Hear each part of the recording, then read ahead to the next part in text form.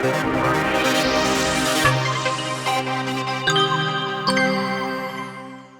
afternoon, everyone. This is Ben Zong with the California Fuel Cell Partnership. I manage the online communications.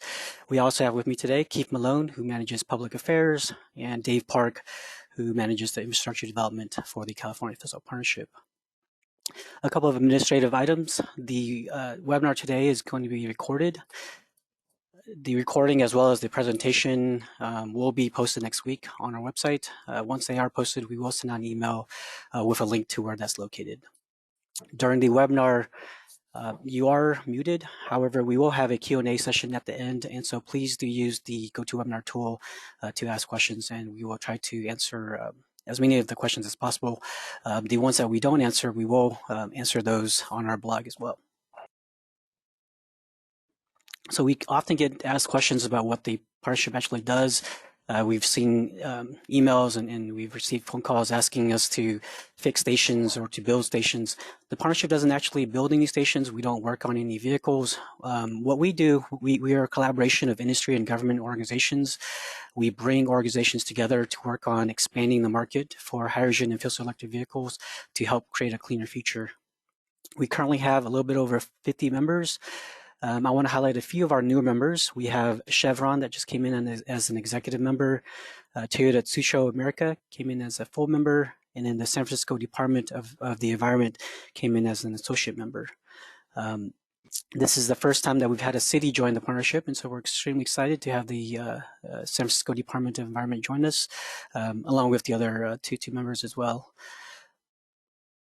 If your organization is interested in joining the partnership, please do contact us, and we can discuss how your organization and the partnership can work together to move hydrogen fuel cell vehicle technology forward.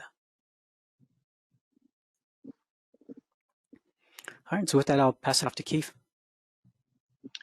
So to give everyone sort of a framework for kind of as you hear the presentations that not the presentations, but our discussions today, I wanted to ensure that you kind of see where we're going with station development here in California.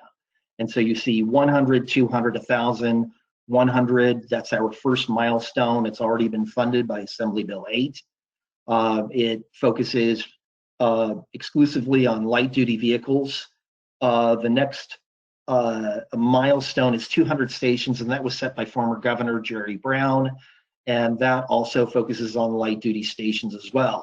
And then in 2018, really ahead of most of the strategies and roadmaps you see out there, our members put together this vision for 2030 that while it didn't include a lot of numbers, kind of the key number that came out of it was 1,000 stations serving upwards of 1 million cars, buses, and trucks. And so that in the background, our members and others are working on ways that we can develop policies and mechanisms for achieving that goal and kind of setting the policy foundation, just like we've done in the past with, wind and solar.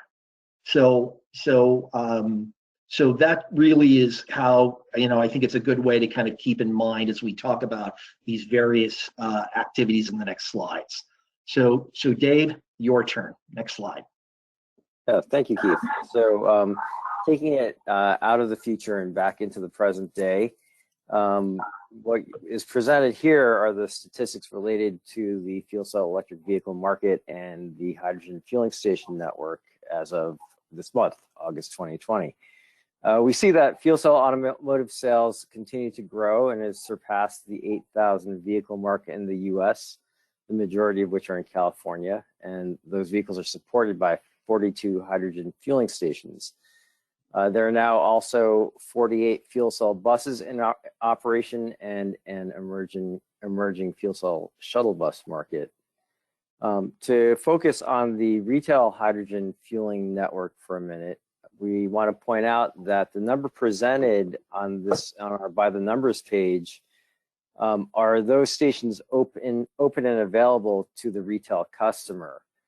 This number is beginning to deviate from the California state agency reported numbers, the subtlety being that the agencies are now required to publish the total number of publicly financed stations that are opened.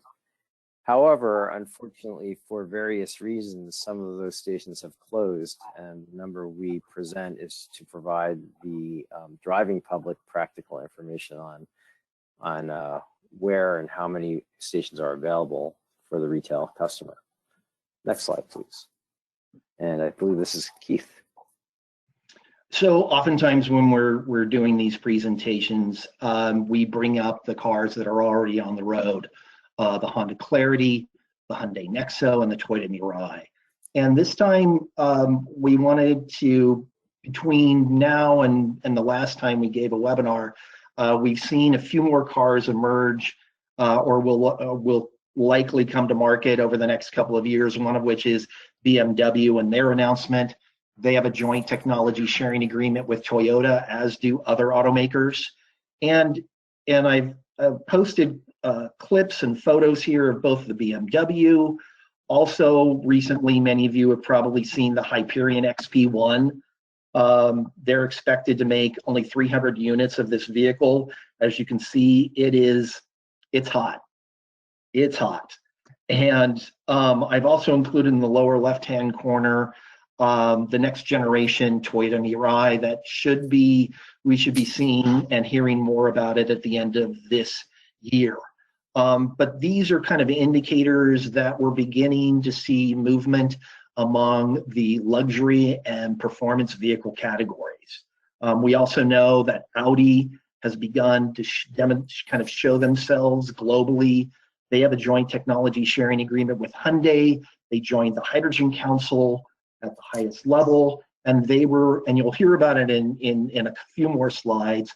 They were one of the 20 companies that produced the recent US hydrogen economy roadmap. So next slide. Yeah, thank you, Keith. So to keep up with the growing number of vehicles, and very exciting to see that Toyota is coming out with a next generation Mirai. What we're seeing also are next generation hydrogen fueling stations, and we're seeing in real time the hydrogen station network undergoing an evolutionary step forward. And specifically, we saw in the second quarter of this year, the Fountain Valley station opened. This is a 4 fueling position station that can fill up to 3 vehicles simultaneously. It has a 1,200 kilogram hydrogen storage capacity, and we see this as the future trend towards larger stations supplied by liquid hydrogen. And we do see that customers will benefit from these developments in station technology in the form of lower cost, higher capacity, and more convenient fueling. Additionally, we see 6 stations across the state are in the commissioning process.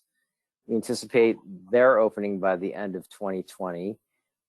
As mentioned previously, unfortunately, some stations don't make it through the developmental process. And if you examine our hydrogen station map, you'll notice that 2 stations have recently been removed. Those are the Burbank and Santa Clarita developmental sites. They were removed because there's no clear path forward to see either of these stations open, and we're trying to provide the most up-to-date information possible on our resources. Next slide, please. And so we track the number of vehicles and the station network in close coordination with GOBIZ, the California Governor's Office of Business and Economic Development. One of the milestones in the developmental timeline is the release of the California Energy Commission grant funds. That is the major funding source for the existing network, and there is currently a grant opportunity open and in the review process at the California Energy Commission. We see this as a $20 million a year over a 5-year infusion of cash into the development of the retail hydrogen fueling network. With the awards, which we anticipate before the end of the year, we're thinking that there will be upwards of 40 to 50 stations new stations that will be funded. The California Air Resources Board also has their low carbon fuel standard program, which is an economic incentive program for station developers. And all of these stations, as mentioned, we anticipate will have multiple filling positions and have storage capacities upwards of 1,200 kilograms of hydrogen.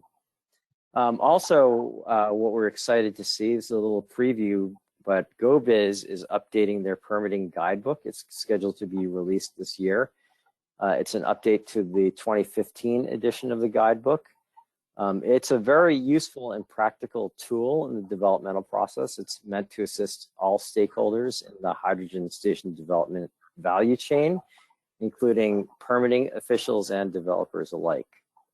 GoBiz, also in partnership with the Southern California Association of Governments and the California Fuel Cell Partnership, will be holding a webinar sometime during the month of September on the guidebook to help city planners and other jurisdictions, through the pathway of hydrogen station development. One of the real key benefits of this guidebook is it accelerates the developmental time of stations, and we're seeing that time compress into shorter and shorter periods. Where the first stations were developed in 4 years, now we're seeing stations being developed in 18 months to 2 years, and I believe the record right now is 15 months from start to finish. And Keith, I think we're going to take it now to a more global level. So a lot of times I will, on these pages, talk about renewable hydrogen and the renewable hydrogen pathway. I want to expand that a little bit more, focusing on kind of activity in the US and activity around the globe. For those of you in the know, what I'm showing you is just kind of a spritzer of what's going on here and around the world. And so there were a couple of activities that I wanted to point out to you, just to give you an indication of where I think things are going and the pace of activity.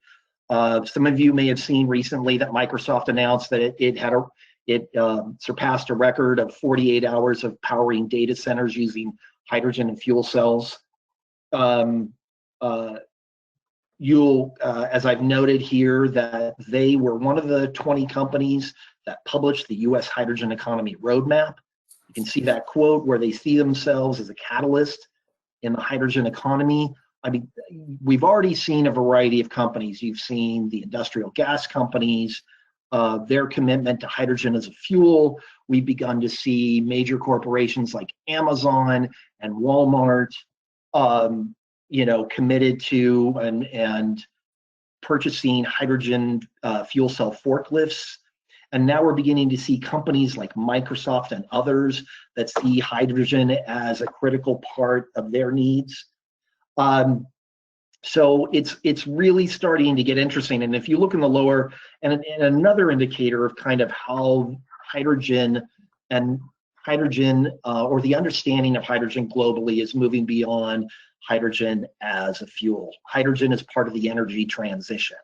And just recently, company GTI, EPRI, also known as the Electric Power Research Institute, a very prominent institution within the utility sector, and 18 utilities announced a low carbon resources initiative.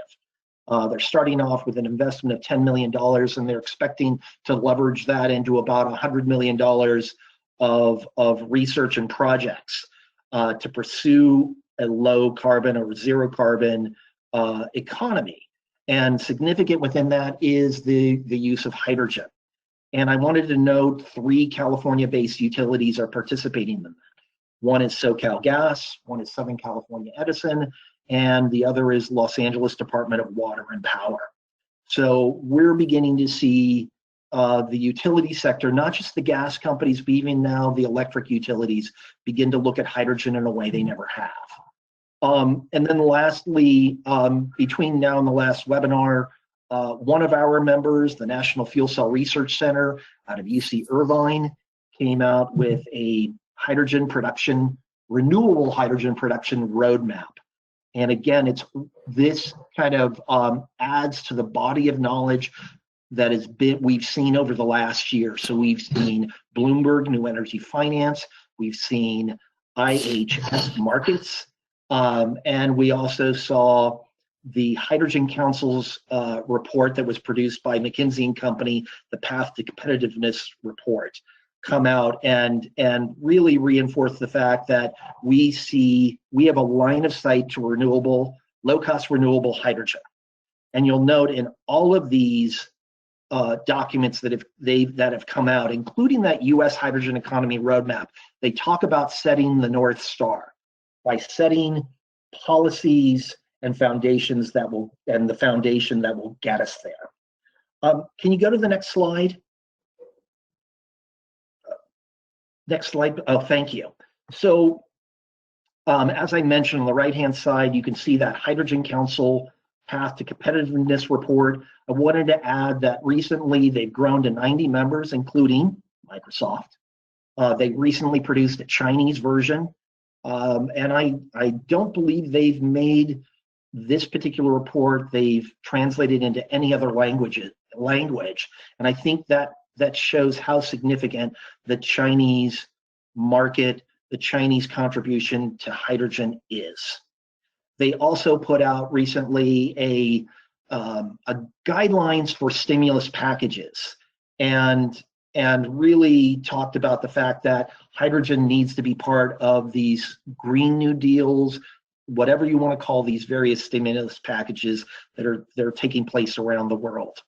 And I want to shift back to the left-hand side of the screen. Obviously, over the last several months, we've seen major announcements come out of Europe.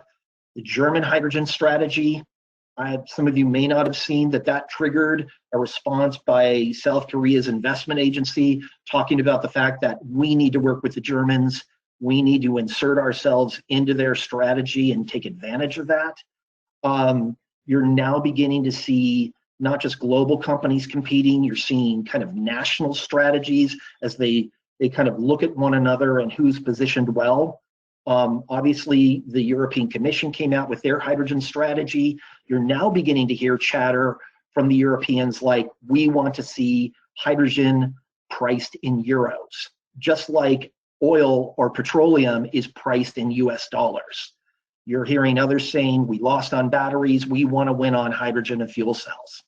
And if you look at, I've included something from S&P Global, kind of a news organization, and they looked at your earnings calls from Q1 to Q2 of this year, and you can see the significant increase in discussions among many energy companies about hydrogen.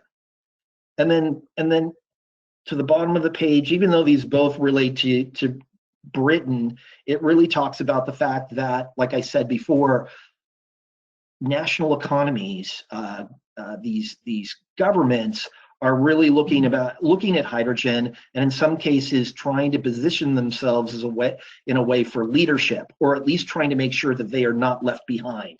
So you're seeing at a variety of levels this attention to hydrogen that we haven't seen for a long time. And I will turn that back over to Ben for something a little more local. Thanks, Keith. So on our call, we have a wide range of audiences. We have current drivers and lessees of fuel cell vehicle. We have potential new customers as well as stakeholders. So I want to share with you a few resources that I think is going to be extremely beneficial for you. All of this information is found on our website at cafcp.org. And so the first is our by the numbers. And so Dave mentioned this previously. This is a quick snapshot of where we are in vehicle cells as well as station development here in California for both light duty and heavy duty stations or vehicles. So light duty meaning cars, consumer cars, heavy duty meaning buses and trucks. We also have our blog, and so if you're interested in keeping up to date on what's going on, definitely check out our blog. We have our latest blog on the station refresh, which I'll talk about later in this presentation. We have our upcoming events, and so if you have an event that you'd like to share with us, please submit it, and we will review and then add it if it's appropriate. Keith Malone manages our news section here, and so if there's any news that you find that's important and not on this list, please do also share that with us, and we'll add it to this list as well. And then our resources page. So again, all this stuff can be found on our resources, on the resources tab here. This is a tool that the partnership staff uses internally, as well as it's again a great tool for stakeholders. And if you're wanting to find what the current status is of stations, you can also find that on here as well. So the hydrogen stations list, we update it on a bi-weekly basis. And this essentially is, again, a list view showing you what the current development status of stations are. So whether it's open and available for you to use, it will be in this green state here. If it's commissioning, then it's in this blue, and so on. And then we also have our station map. So this is a visual of that list that I just showed you. And so you can see again that the green dot represents stations that are currently open and available for you to use. The yellow dots represent stations that are currently in development, and that's broken into 3 different phases: in commissioning, in construction, and in planning. And then our currently unavailable stations, the 3 stations that Dave mentioned earlier. By default, the heavy-duty stations are not shown on the map, and so if those are of interest to you, you can click on the box and see those stations. The map is also you can also see a list view of the stations, and so if you move the map and focus it on a certain area, the list changes based on where you're focusing that map. And so again, another really great tool for you to use. Our last tool that I want to mention is our Station Operational Status System, or otherwise known as SOSS. And so this is a tool that essentially it's a mobile-friendly website that you can access on any browser, on your mobile phone, on your tablet, and of course on your PC web browser. The site is m.cafcp.org, and this tool essentially lets you know in real time if a station is operational or not, if it's online or offline. A green circle lets you know that the station's online, you can get hydrogen. A yellow triangle means that's in a limited state, so that means that you can get hydrogen, but you're not going to get a full fill. And a red square means that the station is currently offline. That can be caused by a few different things. It can have a mechanical issue, the point of sale can be offline, or perhaps there's construction happening at the site, and it's not accessible. Sometimes you might see a question mark show up on these signals or on these statuses here. And what that essentially means is that we've lost data connectivity with the station. And so a lot of times we lose data connectivity because the computer sending the data has lost power. So it doesn't necessarily mean that the station's offline. So again, if you do see a unknown status, please do call and check on that status. Station developers have the opportunity to add notes to their stations. And these notes typically lets you know what, if a station is offline, it'll tell you what the ETA of it coming back online, or if they're planning maintenance in the future, they often put that information on there as well as any other instructions. Clicking on the station takes you into a more detailed page. And so we'll look at the South San Francisco station from 2.0. And so here's that note that they've added on here. At this station, they're currently having construction, but the station is accessible. And so again, this note lets you know how you can access the station during construction. A couple of important pieces of information on here. First, at the bottom, we have the view and map. So if you're looking at this on your mobile phone, please use this button instead of just typing in the address. This links you directly to the location of the dispenser. And so some locations, they use their business address. And so if you type in this address, it might not take you to the exact location. Whereas this link here, again, that's a GPS coordinate, and it will allow you to get to the exact location. Right below the image here, the pictures, you'll see 2 pieces, or actually 3 pieces of really important information. The first is the status. So whether it's online, offline, or limited. And then below that is the inventory. And so inventory, and I know we've had some questions from customers, generally what that means. Essentially, that's the total hydrogen that is available on site. So if we use an example of, let's say you're at Walmart and you want to buy some Clorox wipes, and you look online, and online it says that there's 5 boxes in inventory. When you show up there, there might be only 3 boxes on the shelves, and so the other 2 you wouldn't be able to purchase until they pull it out of the back inventory. And so that's essentially the same thing here.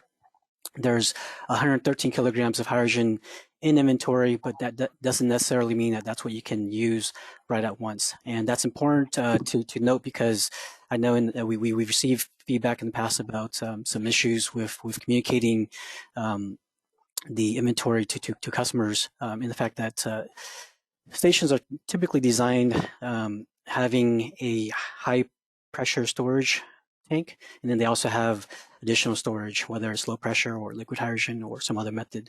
And if that high pressure buffer storage is depleted, you won't be able to get hydrogen. And I'll actually, let me pull up that now.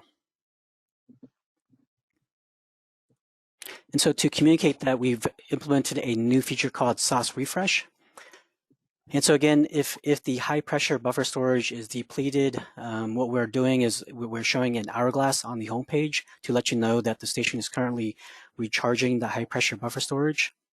It usually takes about 10 to 15 minutes to recharge, and then you can get hydrogen again. Clicking on that station, it will take you to a more detailed page, which shows you that that status as refresh. Also, we've added some additional pop-ups on the homepage. So if you clicked on any of the icons on the legend, it'll pop up with a short definition of what these statuses means. And so refresh essentially means that the station is accessible, it's operational, but in its current state, it's recharging its dispensable high pressure inventory. And so ability to fill is delayed. And so this came in as feedback that we received from multiple customers. We do receive quite a bit of feedback from customers, and the intent of SOSS wasn't really to have a really slick interface. Our main goal is to make sure that we're getting the most accurate information as possible from the stations, and then we share this information, this data, with multiple different clients or multiple different applications. And so if you're interested in seeing a more slick interface for this data, again, we do send this data to the Toyota Intune app, for instance, the Honda Link app, the My Hyundai app if you're in an EXO. There's also other apps on iTunes, such as the H2 Station Finder, HiGo, and True Zero also has an app as well. And so I encourage you to take a look at those if you're looking for a more slick interface to access some of this information. All right, so with that, I'll pass it back to Dave.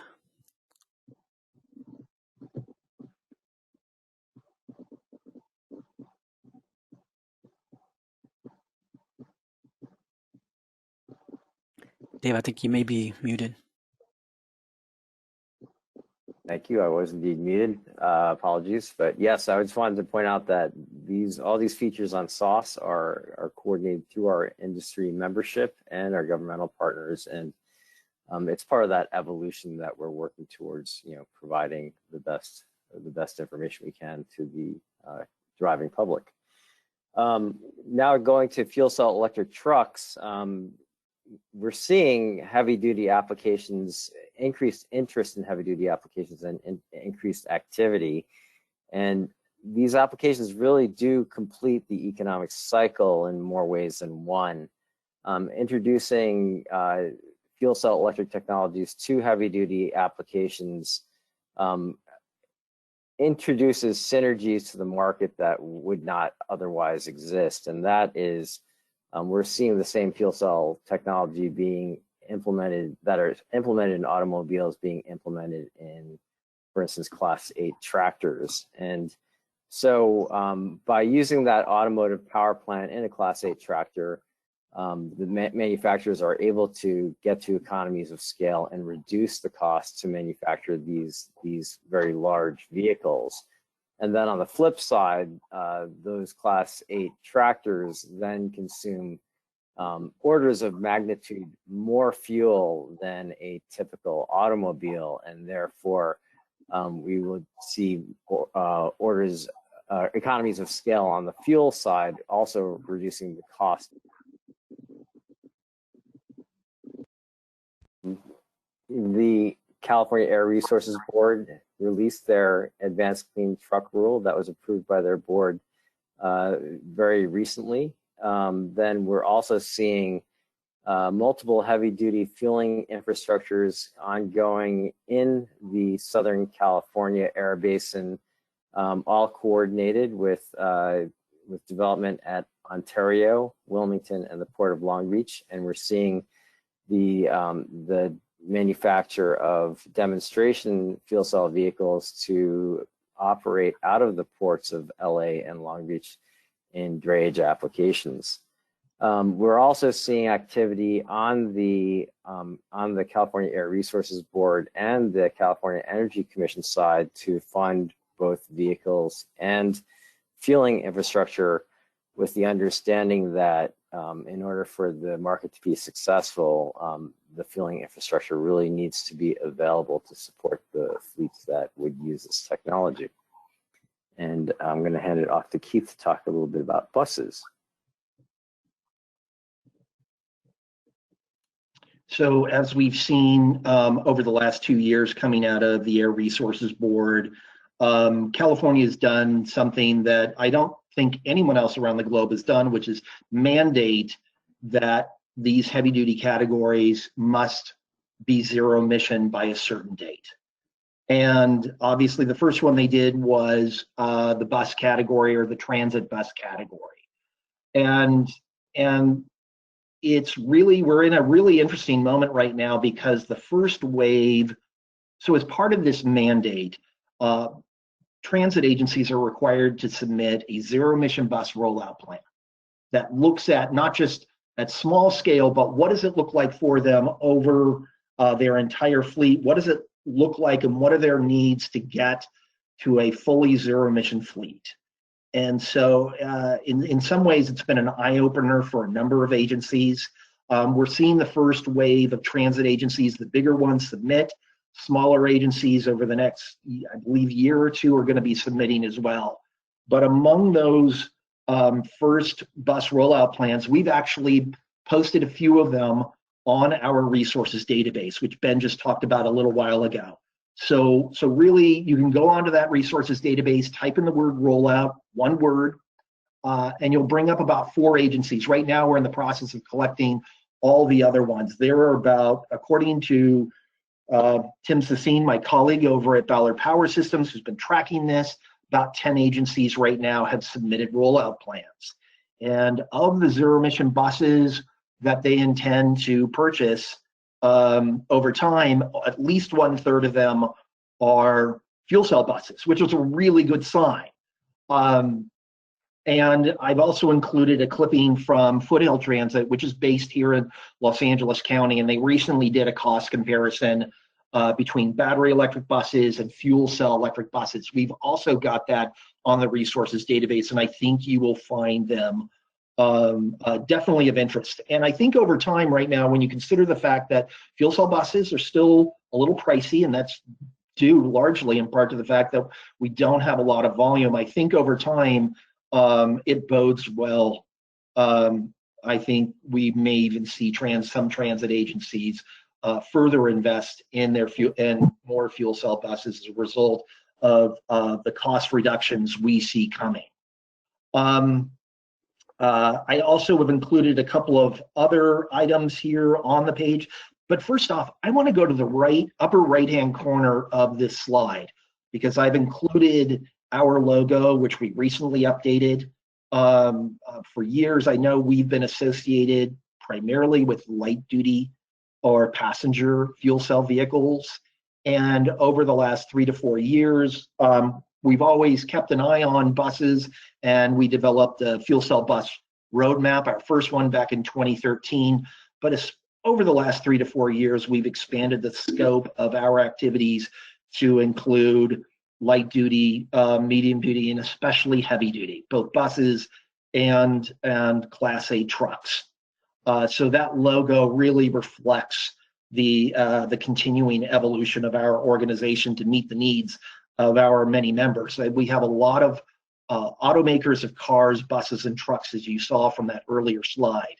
A couple other quick things I want to point out. Our colleagues at the Center for Transportation and the Environment, CTE, have put out a guidebook for deploying zero-emission transit buses. Again, that is on our resources database. To the right, in the lower right, I've included a little an image of the cover of our second fuel cell bus roadmap that came out last year, and we include in it 11 key recommendations for policymakers at all levels, local, state, and federal. And I've also included a photo of AC Transit, which is based in San Francisco's East Bay, the Oakland area. Their fuel cell bus, when it was in Reno for the American Public Transit Association's annual convention, they drove their bus up and over the Donner Pass. For those who are not familiar with it, it's a fairly steep grade.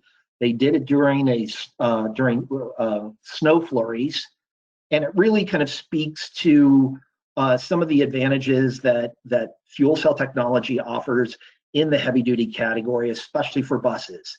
The ability to mount hills, the ability to work in extreme temperature environments, and certainly the range. And so it's great to see that other transit agencies across the state are seeing the value of this technology. And the next slide, please. As we start to close out the presentation portion of this, we've included links and references to some of the pages on our website that we have mentioned before, as well as some of the key documents that we've referenced over there. We have included everything, but they're easy to find on our website. So with that, I think we're going to our last slide. Is that correct, Ben? And I'll let you close it out. Thank you, Keith. And so we'll now move into our Q&A. We received quite a few questions, and just as a note, some of the presentation, as well as some of these responses to the questions, are a little bit more high level. And I know in the past we've had requests to get into more detail. However, we do have a fairly large mixture of backgrounds in our audience, and so we try to keep pretty high level. If you have any questions, please do feel free to contact us afterwards, and in our blog we will try to get into more detail for those folks that do want more detail, and we'll also provide links and to the resources that we're using to provide those answers.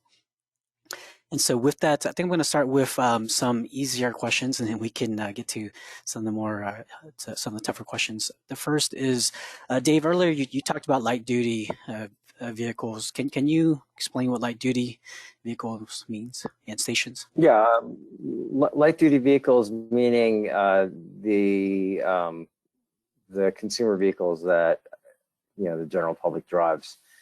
For formal definition, that weight class can go all the way up to 8,500 pounds, but it's your typical cars, trucks, and SUVs that people drive as consumers, as opposed to commercial vehicles, which are designed for delivery of goods and commerce. Great. And then, what is the average time a car takes to fill up at a hydrogen station, and why do they call it a hydrogen station? Sure. Your typical fill-up can be anywhere from 3 to 5 minutes. It depends on how much fuel is required to fill the vehicle. So if you have half a tank of fuel, then your fill time will be shorter. But if your tank is empty, then it'll take probably the full 5 minutes to fill your vehicle. In terms of a hydrogen filling station, they are designed to provide a gasoline-like experience. So the way we like to look at them, they are dispensers with nozzles, but instead of dispensing a liquid fuel, that is typical in gasoline or diesel applications, they dispense a high-pressure gas. So the connections are designed to accommodate that gas, hydrogen. Okay, great. And so I think this will be this next question will be a tag team of Keith and Dave, perhaps. So in general, we get a lot of questions about specific stations, when it's going to open, and if there's plans to open stations in a particular area. But I'm seeing that this question is being brought up quite a bit. And so the question is, are there any plans to open stations between Los Angeles and to Las Vegas? Yeah, I can address that, Keith, if you'd like. Go for it. Go for it, Dave. So in 2019, our OEM, original equipment manufacturer partners, which is the long word for automakers, developed a list of priority stations, priority target locations, and then specifically in that letter, they identified some key routes where development would be beneficial. And the last one is establishing additional early market and connector stations, enable the US 15 corridor coordinated with a Las Vegas station as a destination to enable a future market. And Barstow and Victorville are along that corridor. These locations are identified in the priority station list, and it's possible that those locations will be awarded grant funds in this upcoming GFO announcement. Great. Dave, I'll also add that within that is the expectation that those stations along the 15, or that station along the 15, will be funded kind of in tandem with the development of a Las Vegas station. And to kind of build on that, we know that the transit agency serving the Las Vegas area is acquiring 2 fuel cell buses, and a station will be built there. This is highly speculative. So this is not, it is possible. Some think that perhaps you might have a dual station like you see up in Emeryville for AC Transit, where on one side of the wall you're fueling buses, on the other side of the wall you're fueling up light duty stations. But ultimately, I will tell you, of the questions we get for station locations, it is Las Vegas, and the other one is actually San Luis Obispo, because we have the Coalinga station along the 5 that serves that spine, and San Luis Obispo station would serve. We often talk about destination locations or destination stations, connector stations, and kind of urban or neighborhood stations. And that whole Central Coast really is kind of a destination location. And so the San Luis Obispo station would obviously serve as a connector station, but also as a destination station. And then another question specifically about stations. Again, there were multiple questions asking why the Burbank station and the Santa Clarita station is not proceeding forward. Dave? Yeah, I'll start with the Burbank station, and to be very honest, it's an unfortunate situation. There are multiple factors affecting that location, including the current COVID pandemic.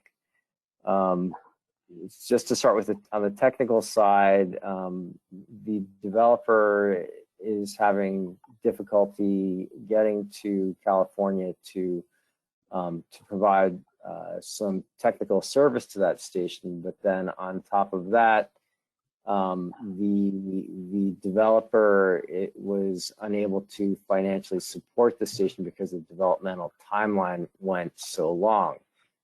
There's been a great deal of conversation among our members to try to get that station up and running, and the city of Burbank has been engaged.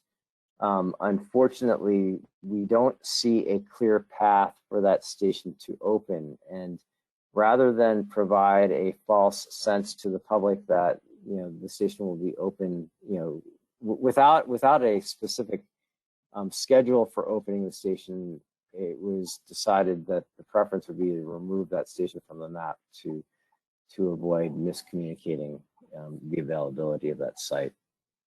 I think on the Santa Clarita side, Ben, I believe you have a little more clarity on that site. Yeah, so for the Santa Clarita station, Air Products was definitely actively looking or working to get that site up and running. Unfortunately, the station owner, the gas station owner, decided to discontinue the lease, and so because of that,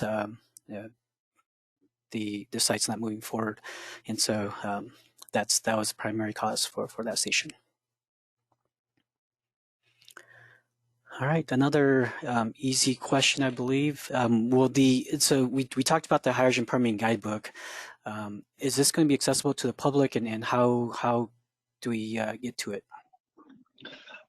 It absolutely will be available to the public on the references page slide before.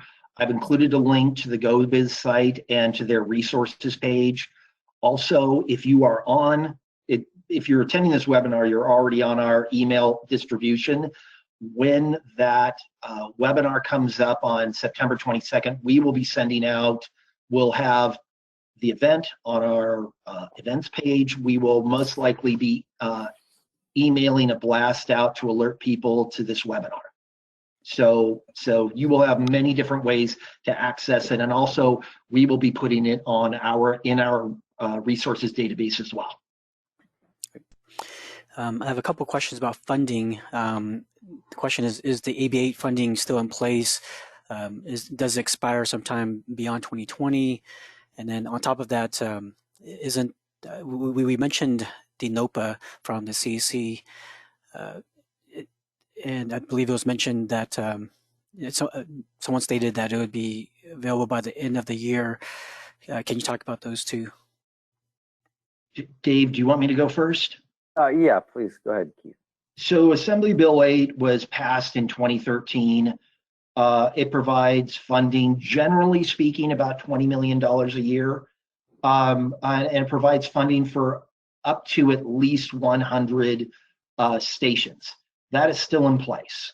That's not going away. I think there are, and its funding ends sometime about, I think it's January 1st, 2024, if I recall correctly. So the next real kind of consideration is making sure that we commit and move forward to that 200 station goal set by Governor Brown. Dave, back to you.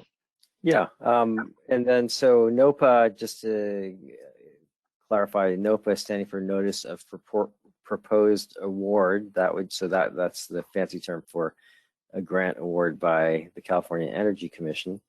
I did state that we anticipate awards by the end of the year.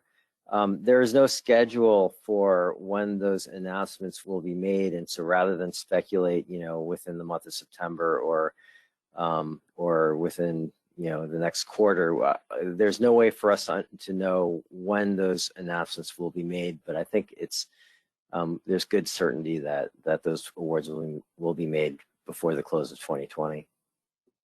But apologies for the vagueness, but that's the best information that we have. Our next question is about how hydrogen is produced.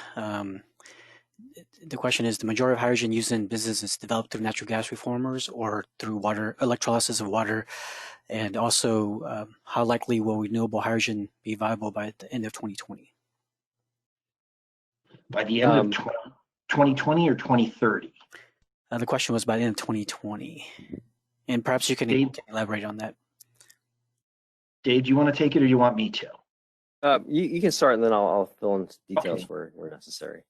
So here in California, we have hydrogen on a renewable pathway, just like the grid has been, where we have set over the years these sort of milestones. And for us right now, a minimum of 33% of the hydrogen at publicly funded stations has to come from renewable sources. Now, once we reach a certain level of kind of output of hydrogen being used, it will trigger for all stations, publicly funded or not. Right before COVID, hit, we were kind of approaching that number. But that said, also with the new low carbon fuel standard capacity credit, those stations that qualify for it, the percentage goes up to 40%.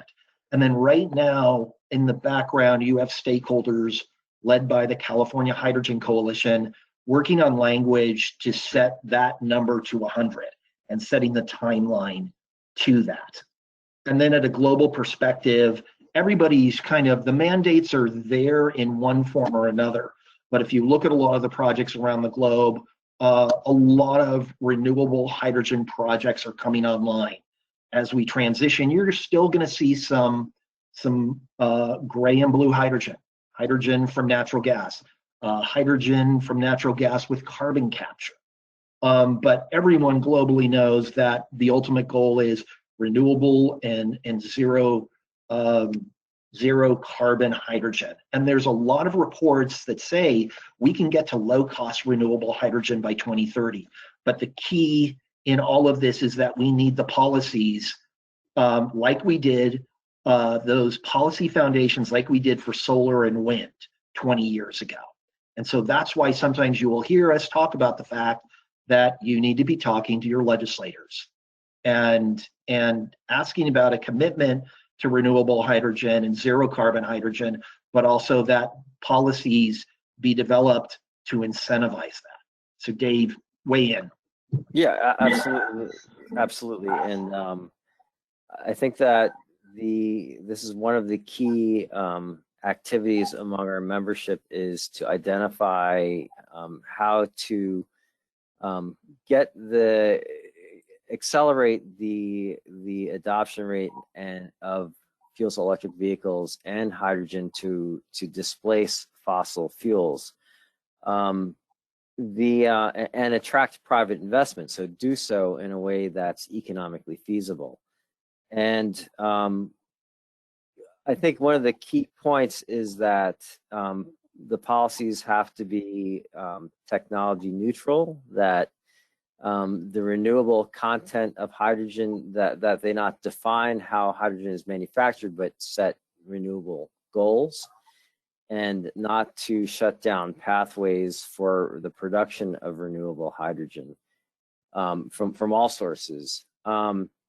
So then I think the last point is that we're seeing a nexus between the electric utility sector and the hydrogen sector because of this idea of utility size storage of energy.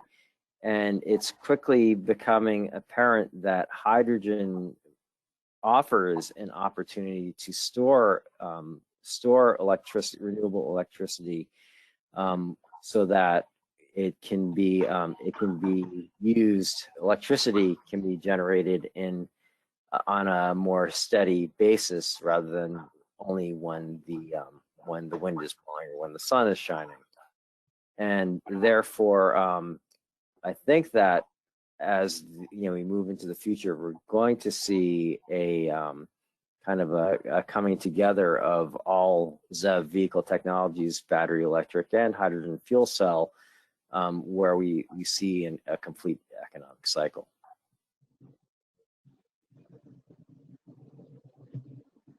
Thanks. Done. And so I think we have time for possibly two more questions. The first is there's a question about Shell. So Shell has a ton of stations in California and throughout the world. What's the likelihood of Shell putting hydrogen stations at their existing gas stations? It seems like it would be pretty simple to just put a hydrogen nozzle or hydrogen dispenser at one of their stations. Yeah, I'll start. It seems like a simple process, but it is the permitting requirements, and the GoBiz permitting guidebook is a key example of how this is going to be very useful. Not every gas station location is suitable for the installation of a hydrogen fueling station because of fire code and other permitting code requirements. But that's not to say that the desire and the desire is there. Shell is very much interested in expanding the hydrogen fueling network at their locations, and will do so in a practical manner. I don't have a crystal ball. I can't see, how many and how fast that development will occur, but they are the first major petroleum company to invest heavily, at least in the U.S., in hydrogen fueling infrastructure. Keith, Delma, if you had anything additional. All their stations they have right now are at Shell branded stations. And I'll tell you, at least from my kind of scans from the activity across the globe, they are fairly aggressive on hydrogen, and certainly renewable hydrogen projects. And I think that has attracted the notice of other petroleum companies. And like we said, Chevron joined the partnership. Chevron has joined the Hydrogen Council, like many others. So they, and also I'll add that Shell also builds charging stations as well. Thanks. All right, and I think this is probably going to be our last question. We do still have a couple dozen questions remaining, and so again, we'll answer those in our blog. But the last one's about job growth. Do you anticipate job growth related to the hydrogen economy? And what grad school path would you recommend for an early career engineer looking to specialize in hydrogen development? Oh, who wants to answer that one? That's a good question. It's a little tough. I'd say, it depends what you want to do. I mean, if you're talking about kind of on the engineering side, and gentlemen, disabuse me of anything I say that isn't correct, mechanical engineering, perhaps chemical engineering, that's what I tend to see out there. I will say I am a former humanities major. So I'm a non-technical person. So there are opportunities out there. Dave, Ben, thoughts? Yeah, I think that there are this is absolutely an emerging marketplace. We haven't seen it get to the scale of private investment. It's right now, the development is happening internal within companies, and then within the policy space. When we see private capital start flowing into the market, that's when things will really light off. I would say a focus on renewables, energy and renewables is a good bet. If there's a way to link to the electric market and storage, energy storage through the use of hydrogen, again, that's really an excellent place to start. The opportunities will arise. It's just difficult to see where they will be, but feel free to reach out. I personally would be happy to discuss my perspective on this. And it depends kind of what you're looking. There are a number of institutions in California, actually across the U.S., that are actively engaged in hydrogen-related work. You have Rio Hondo Community College here in the greater Los Angeles area. You have UC Irvine in their engineering program, the Advanced Power and Energy Program, APEP. You have up at the University of Washington, Pullman, they have their cryogenics work. We could keep going on and on about the various programs that are out there. So a lot of educational opportunities. I say stop by the California Cal State LA station and chat with the folks that run that station as well, because they absolutely are academic resource and very visceral. It'll be a very visceral experience for you. All right, Jim, I see a lot of attendees starting to drop off. And so, again, I want to thank everyone for joining us today. We had a lot of questions, and again, we will work on getting those questions answered and posted on our blog. An email will be sent out with a link to where to the YouTube channel where the recording will be located, and then we will write a blog answering all the questions, and again, all of that will be sent out to you. I know some of the responses to questions were a little more high level, a little more vague because of the different audiences. And so, if you do have any, if you would like for us to host a webinar that goes into more detail about a specific subject, please do email us, and we can put a webinar together for that as well. Or if you're a customer or driver and you have any questions about or would like a webinar about anything specific to the driving experience, feel free to contact us about that as well. And so with that, thank you, and we'll talk to you next time. Thank you.